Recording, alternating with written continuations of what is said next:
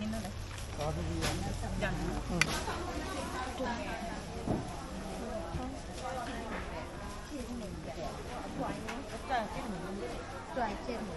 โอ้หนูตำก็มีเหมือนกันไหมคะจะอินในจะดีเช็ด ช่วยก็ช่วยก็ช่วยก็ขีดก็ช่วยนั่นน่ะก็เจ็ดหมื่น ช่วยใน70,000เหมือนกันไหมคะเหมือนกันไหมคะ จะเฮตั้งนาปุ่นเนี่ย เล่นในกันจองเนี่ย อ๋อก็เจ้าค่ะอ๋อก็เจ้าอ่ะ เอา เนี่ย ว่าตั้งได้แคบค่อยๆหน่อยค่อยๆหน่อย เขาเอาข้าวอ้วงหนอกตั้งละไอ้หนอกคะ เรื่องหลังแมว ตั้งหลังเลยลูก แบบไอ้เลย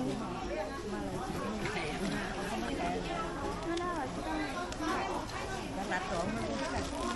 หน้าเอาเงินกับตั้งเดี๋ยวเขามั่นใจ เอาเขาเป็นแบบใจพี่ยังมองค่ะเขามันใจอย่างนี้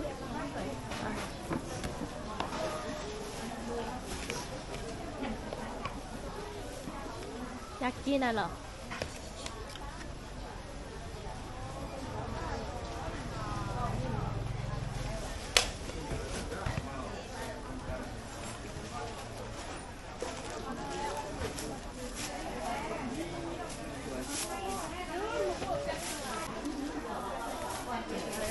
ปลาค่ะใช่ค่ะ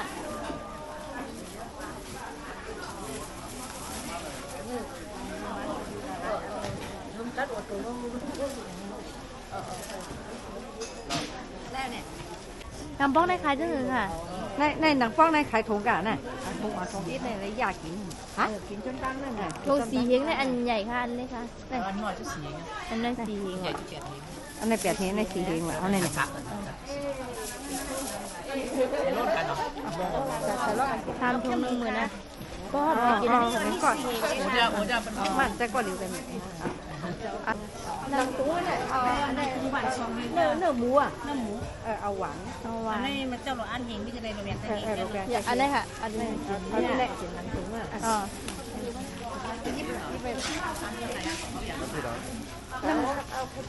อันนี้ลูกนะ อันนี้ค่ะปักเอาใจ เอาปากแล้วก็ เอาอะไรลุง เดี๋ยวอะไรลูกนะเอาชิปเนาะ หลวงกันนะ เอาหนอ ชิปเนาะ ลูกอ่ะ เอาปากมาเอาเอาหาอันนี้เนาะ ก็คือเราเคยกินนะหรอ 3 4 5ก้อนเนาะ หาเปาะในอัน หล นี้ อก ก็ แก้วอะไรหวย5หวยเนาะ ห้าหอย อันนั้นเป็นอย่างไร อันนี้หลอกเก้น้ำหมูกับบ้าง หมกเกี้ย หมอกเก้หมอกเก้ออก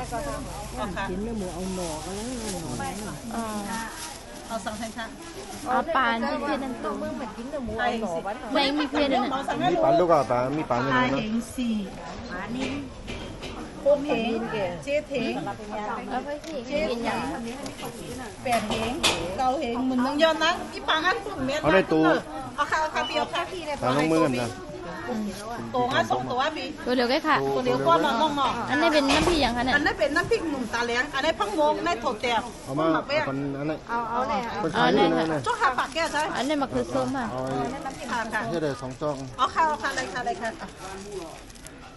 อันนี้มันคือส้มค่ะ เจออันนี้หมักกระส้มอยู่อันนี้พังโมงในโถแตบ เอา ในหมัก เอา แป้ง ข้างมงในอันค่ะ เอาค่ะ นี่มันคือค่ะ ค่ะ มันคือตำค่ะเอาไปดิ อันนี้เป็นผลน้ำเม็ดนะ น้ำมี ทั้งคู่ได้เป็นเห็ดนังผักทั้งผั อั ก นนี้ค่ะแล้ว อันนี้เป็นน้ำพริกจ้อมมินายนะ เอาน้ำผีจอง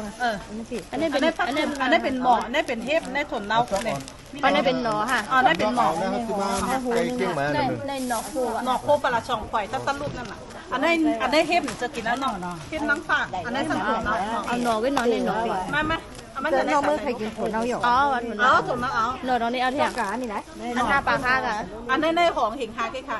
ตรงนี้เอาเถอะ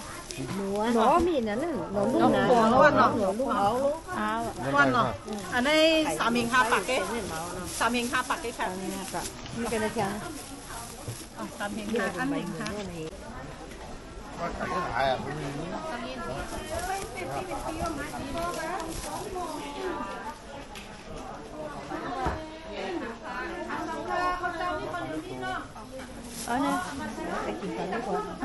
บ้านลูกมีตรงนี้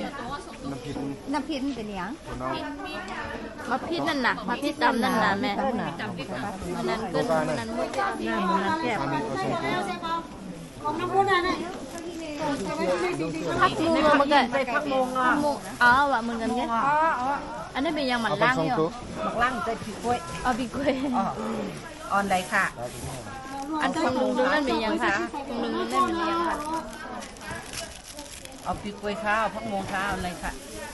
เอาไป กล้วยแล้วพักโมงเท่าแล้วนะมาไก่ อันนี้กันค่ะ นี่ค่ะปักแก้ เป็ วน อียังค่ะ ไข่ปลา โอ้ยเป็น ไข่ปลาช็อกน้ำหนักน้ำหนัก ก็สองตัว ปอก พ่อข้าข้านำนาว เมื่อเด็กว่า เอาปีกล้วยเหลือเนี่ย อ๋อลืมไป เข้าไป ค่ะค่ะ อันนี้หิงอ่ะ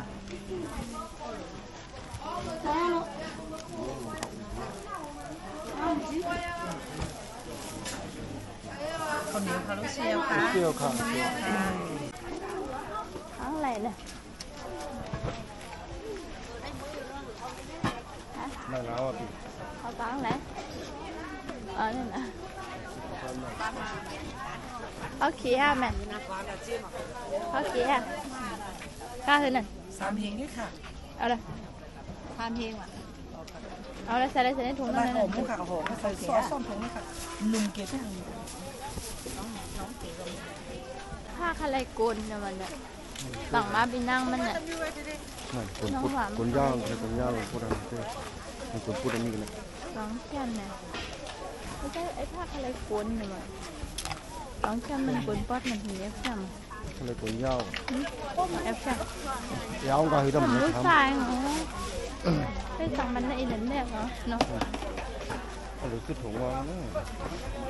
ถุงงอก ถุงว่างแต่ได้กินก็เพื่อนได้ อ๋อที่มึงปุ่นมีค่ะ ถุงว่างอะไรพี่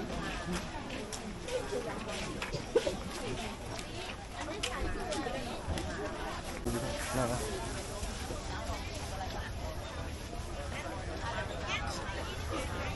สูงลงมึงแล้วมองลงมึง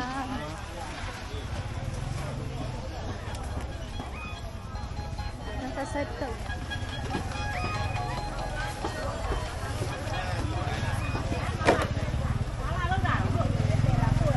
อ๋อ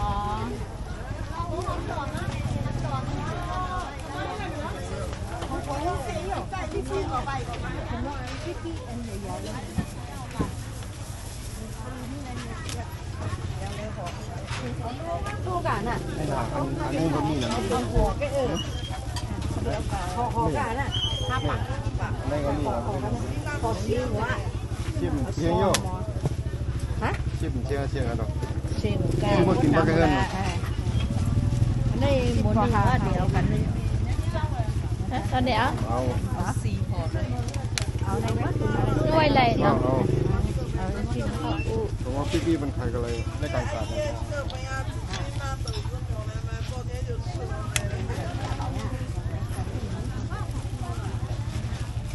ฟีแบบอุดๆเลยล่ะ เป็นเมืองไทย ใจเขาซอยจางแล้วนั่นเขาอะไร แต่ ซอยจาง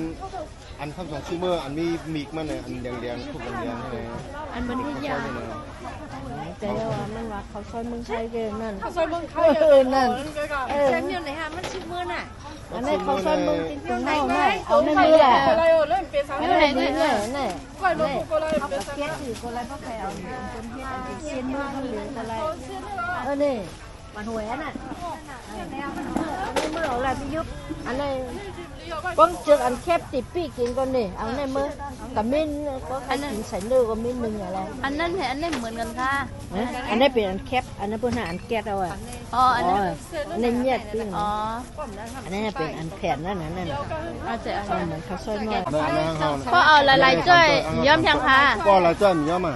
มาเด้อก็ใส่น้ำมาเด้อ มันใจขาดแต่เอาเทียงอ่ะ เอาชิปมา เอาสิ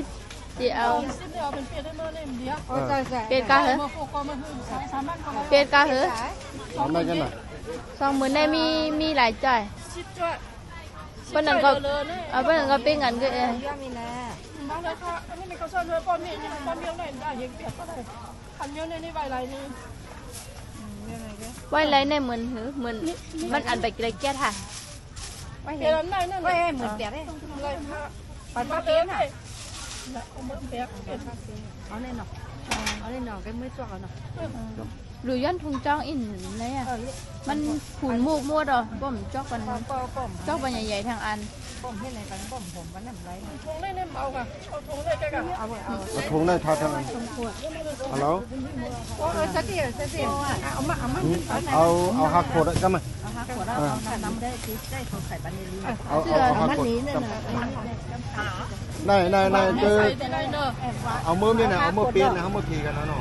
จะโฮไหมค่ะโฮแม่มีอ่ะมีใครนะ ต้องไม่หัน สองป้าป้อหักขด ฮะ เอาป้อหักขด หักโคดป้อวะป้อประเดี๋ยวเราจะตัวลูกครับนับตัวลูกมันใจรู้มันเป็นจอยมันเนี่ย มันจ่อยเนี่ยมันจ่อยนั่นเลยเต็มทงนั่นเลย เอามือซีบมาเอามือปั่นสองเฮงสองเฮงไม่กล้วยเอาซีบมาเพราะนั้นปั่นซีบทางตั้งน้อง3 จอย เป็นได้สารจ้อย มันหัวหิวอ่ะพี่เห็นไหม ซ้ำนะ แค่มาเขาซอยบันหวยเลย พยายามมาซื้อเขาอ่ะแต่จะ ใครต้องบอกกันได้เนี่ยเนาะ อันไหนกันอันไหนกันน่ะไม่ไรช่วยเอากล้วย อันนี้ซอยไว้อยู่ นี่ซอยไป เอาซอยไว้ ซอย ซี ไว้ บ บ้าน นี่ อ่ะ เสียไม่ได้เลย ซอยไว้ที่อยู่ย่องนั่นก็เนี่ยใจ เอาใส่ในมันเลยก็มากกลมันเลย ไม่เข้า เอาใส่ที่ไหนก็มากกล ใจไม่เข้ายิบมือใจใจเลี้ยงยองบ้าน บ้านทับจอย ติ่งไปได้ไหมส่งบ้านไหนอ่ะส่งบ้านที่ก้าไหนอ่ะก้าก่อนเลยค่ะบ่าวก้าย อมเด้อนี่ก็ยาวกว่าผมนะ có dao có khoảng này em là พี่ดอนเนี่ย đi qua hồ cả sư phải thủ ngon เอาอีนังมา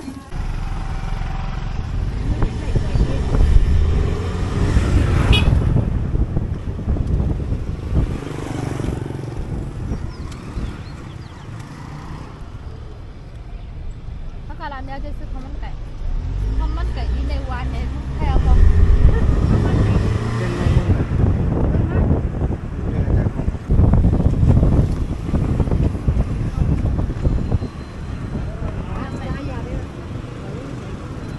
มาดิเว้ยน้ำปีบัตรรถพ่อแม่เนี่ยน้ำปีอะโจ้รวยเลยดิน้ำปีบัตรพ่อแม่ ยาวมาเยี่ยม